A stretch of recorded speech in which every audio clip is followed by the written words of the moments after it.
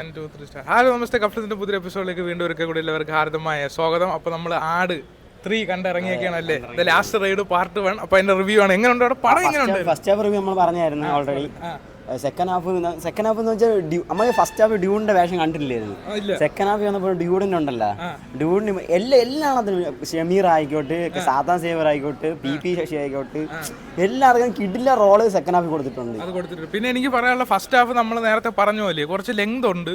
അപ്പോൾ കുറച്ച് എഴച്ച് നമ്മളെ കഥയിലോട്ടുള്ള ബിൽഡപ്പ് ആണ് പോണത്. സെക്കൻഡ് ഹാഫിൽ ഡ്യൂഡിന്റെ ഒരു എൻട്രിക്ക് ശേഷം എന്താണോ നമ്മൾ കാണാൻ ആഗ്രഹിച്ച ആട് അതിലോട്ട് വരണുണ്ട്. പ്രതീക്ഷയില്ല ഡ്യൂഡിന്റെ എൻട്രി അവിടെയാണെന്ന് പ്രതീക്ഷയില്ല. അത് തന്നെ, അതൊരു 1.5 എൻട്രിയാണ്. അതിനുശേഷം നമ്മൾ എന്താണോ കാണാൻ ആഗ്രഹിച്ച ആടിന്റെ അവരൊരു റൈഡ് ഉണ്ടല്ലോ, അത് കിടിലായിട്ട് വരുന്നുണ്ട്. പിന്നെ ഇതിനകത്ത് പറയാനുള്ള കാര്യം എന്ന് പറഞ്ഞാൽ ഇവർ കൂടുതൽ കുറച്ചും കൂടെ സ്റ്റോറിക്ക് പ്രാധാന്യം കൊടുത്താണ് എടുത്തേക്കണത് ഈ ലാസ്റ്റ് റൈഡ് പാർട്ട് 1. പിന്നെ പാർട്ട് 2 നമ്മൾ ബാക്കി കാര്യങ്ങൾ നമ്മൾ ആഗ്രഹിച്ച കാര്യത്തിലോട്ട് പോണത്. അപ്പൊ കുറച്ച് ലാസ്റ്റത്തെ ഭാഗം കുറച്ച് അൺസാറ്റിസ്ഫൈഡ് ആണ്, കുറച്ച് പ്രശ്നമുണ്ട്. പിന്നെ അടുത്ത പാർട്ടിന് വേണ്ടിയുള്ള വാറിന്റെ സംഭവങ്ങളായിരിക്കും, അതിന് വേണ്ടിയുള്ള ഒരു ഒരുക്കം പോലെയായിരുന്നു. അതെ. അപ്പം അതുപോലെ തന്നെ ഈ നമ്മളിപ്പം പാർട്ട്, അതായത് ആട് 1, ആട് 2, ആട് 3 ആയിട്ടൊക്കെ കമ്പയർ ചെയ്യണമെങ്കിൽ എനിക്ക് ആട് 3 കുറച്ചുകൂടെ ഇഷ്ടപ്പെട്ടു. പക്ഷേ കുറച്ചുകൂടെ അൺസാറ്റിസ്ഫൈഡ് ആയാലും കുറച്ച് മൊമെന്റ്സ് ഉണ്ടായി ലാസ്റ്റ് പോയിന്റിൽ. ഞാൻ എപ്പോഴും ആടിന്റെ കൂടെയാണ്. അത് തന്നെ, ആടൊരു വേറൊരു സാധനമാണ്. അത് തന്നെ, ആട് ഫസ്റ്റ് അങ്ങനെ.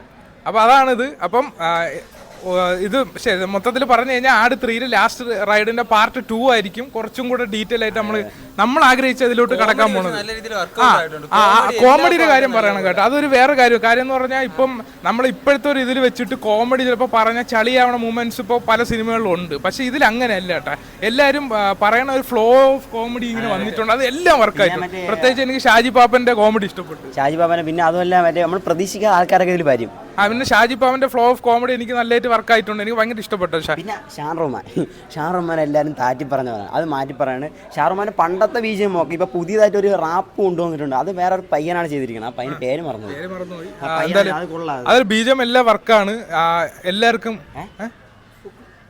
ഫുക്രു ഒന്നുകൂടെ പറഞ്ഞത്, ബീജം എല്ലാ വർക്കാണ്. എനിക്ക് ഭയങ്കരമായിട്ട് മ്യൂസിക് കാര്യങ്ങളെല്ലാം ഇഷ്ടപ്പെട്ടു. കോമഡി എടുത്തു പറയേണ്ട കാര്യമാണ്, വർക്കാണ് കോമഡി. പിന്നെ ഫുക്രു കൊണ്ട് വേറെ ഒന്നും വെറുപ്പിച്ചിട്ടൊന്നുമില്ല, പക്ക ഇതായിട്ട് കൊണ്ടുവന്നു. നമ്മൾ വെച്ച് വെറുപ്പിക്കാന്ന് വിചാരിച്ചു, ഒന്നും വെറുപ്പിച്ചിട്ടൊന്നുമില്ല, പക്കായിട്ട് കൊണ്ടുവന്നു. പക്ഷെ ഫുക്രുവിന് മറ്റേ ഇവരെ ഗ്യാങ്ങുമായിട്ട് ആ ഒരു കണക്ഷൻ എനിക്കെന്തോ ഒരു വിട്ടു നിൽക്കണ പോലെ ഒരു ഫീൽ ചെയ്തു. അത് തന്നെ, അത് ചിലപ്പം അവരുമായിട്ടുള്ള സിങ്ക് ചിലപ്പോ ഇനി ലാസ്റ്റ് റൈഡ് പാർട്ട് 2 വരുമ്പോൾ ചിലപ്പോൾ കുറച്ചുകൂടെ ബെറ്റർ ആയിരിക്കും. പിന്നെ പുള്ളി തന്നെ പറഞ്ഞിട്ടുണ്ട്, അതൊരു ഇന്റർവ്യൂവിൽ അവരുമായിട്ട് അത്ര ഒരു അവരെ എന്താണ് ബോർ അടിപ്പിക്കാണെന്ന് പറഞ്ഞ് ഞാൻ തന്നെ ആവശ്യത്തിന് ഇട്ട് നിന്നേ ഉള്ളൂ. ഒരുപാട് ഓവറാക്കിയില്ല. അപ്പൊ ഒരുപാട് ഓവറാക്കിയില്ല, നല്ലതായിരുന്നു. ഇതുമാരെ പറഞ്ഞിട്ടുണ്ട് ഇതിന് ഗ്രീൻ സിഗ്നൽ കിട്ടിയാൽ അടുത്ത പാർട്ട് എടുക്കുമെന്ന്. ഗ്രീൻ സിഗ്നലൊക്കെ എന്തായാലും കിട്ടും, അതൊക്കെ ഉറപ്പാണ്. അതിനുള്ള വയൊക്കെ അതിനകത്തുണ്ട്. പക്ഷെ കുറച്ച് അൺസാറ്റിസ്ഫൈഡ് നിങ്ങൾക്ക് ഫീൽ ചെയ്യും ലാസ്റ്റ് ഉണ്ട്. അത് കുറച്ച് പ്രശ്നമാണ്.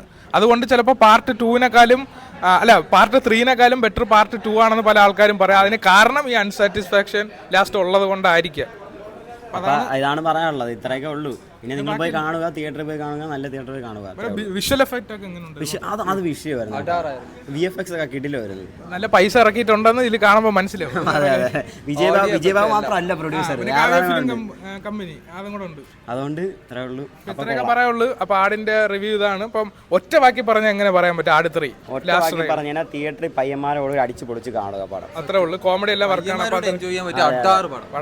അത്രേ ഉള്ളൂ പറയാൻ. അപ്പോ പുതിയ വിശേഷങ്ങൾ ചാനൽ സബ്സ്ക്രൈബ് വെച്ചോ. പുതിയ വിശേഷങ്ങളുമായി കഫ്ലിക്സ് ലൈൻ കട്ട്.